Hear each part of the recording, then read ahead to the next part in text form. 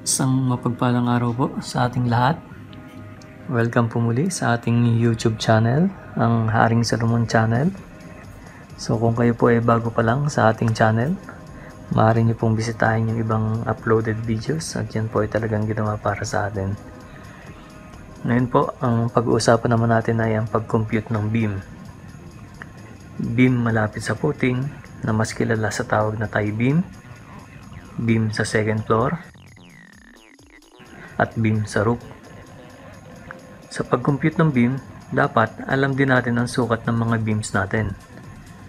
Kung titingnan po natin sa structural drawing, meron pong schedule ang beam or meron sukat ang bawat beam, depende po sa design ng structural engineer. Dito po sa sample natin, sa schedule of beam, makikita natin yung sukat ng beam natin. At sa bawat type niya ay iba-ibang sukat. Pero may pagkakataon na magkaiba ng type pero pareho ang sukat. Ang pagkakaiba lang ay yung dami ng bakal na ilalagay. Tulad ng sa B1 at B2, parehas ang sukat pero magkaiba yung dami ng bakal na ilalagay. So bago po natin simulan, ilista muna natin ang kailangan natin ng mga data sa pag-compute ng materyales. Ito yung mga kailangan natin. Designation. Anong schedule ng beam? Ito ba ay B1, B2, or B3? Width. Anong size ng width ng beam natin? Depth. Anong size ng depth ng beam natin? Length. Anong length ng beam natin? Class of concrete. Kung anong class ang gagamitin natin. Iba't ibang class po meron ng concrete, depende sa paggagamitan. So dito na rin natin malalaman kung ilang bags ng cement ang kailangan natin, ilang cubic meter ng buhangin, ilang cubic meter ng gravel ang kailangan natin, gamit ang data na nasa table. Number of items, kung sakaling row house ang gagamitin natin.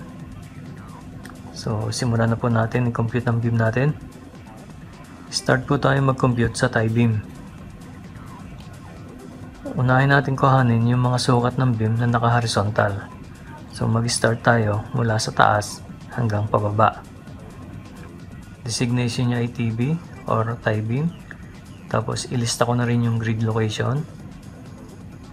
Yung width niya, may sukat daw siya na 0.25.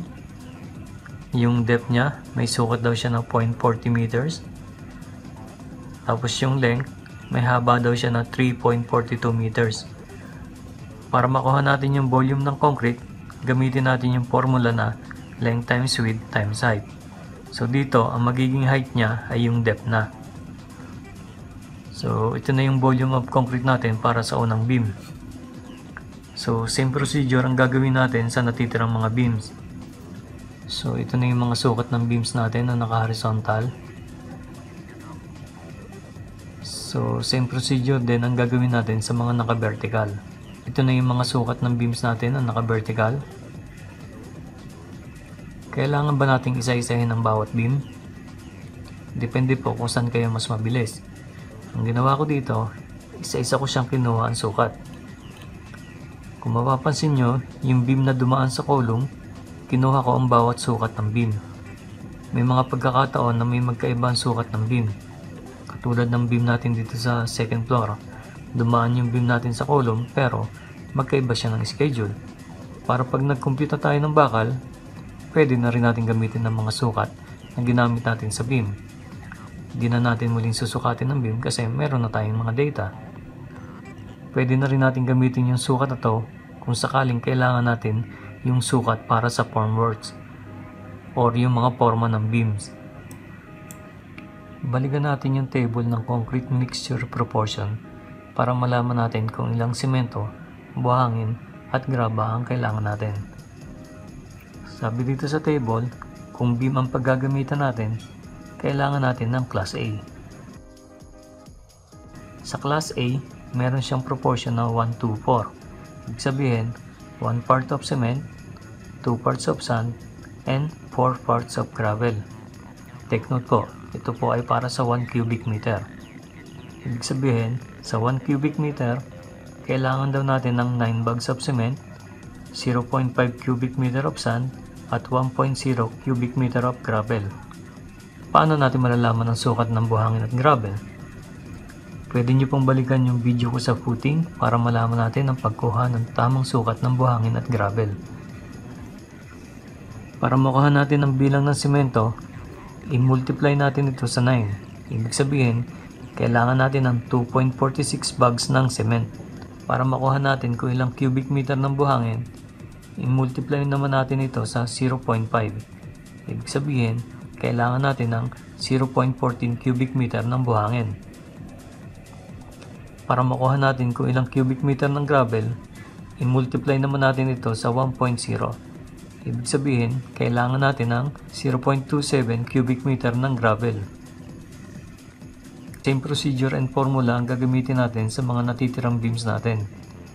Ito na yung total kung ilang bags of cement, ilang cubic meter of sands, at ilang cubic meter of gravel sa tie beam na naka-horizontal. Ito na yung total kung ilang bags of cement, ilang cubic meter of sands, at ilang cubic meter of gravel sa tie beam na naka-vertical. Ito na yung total kung ilang bags of cement, ilang cubic meter of sands, at ilang cubic meter of gravel sa second floor beam na naka-horizontal.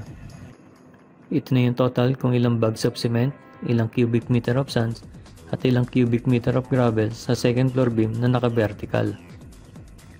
Ito na yung total kung ilang bags of cement, ilang cubic meter of sands, at ilang cubic meter of gravel sa roof beam na naka-horizontal. Ito na yung total kung ilang bags of cement, ilang cubic meter of sands, at ilang cubic meter of gravel sa roof beam na naka-vertical.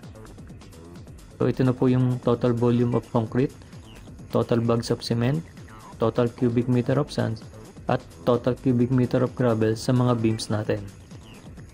Para sa wastage, mag-add lang po tayo ng 5%. So yun lang po. Stay safe. Thank you and God bless.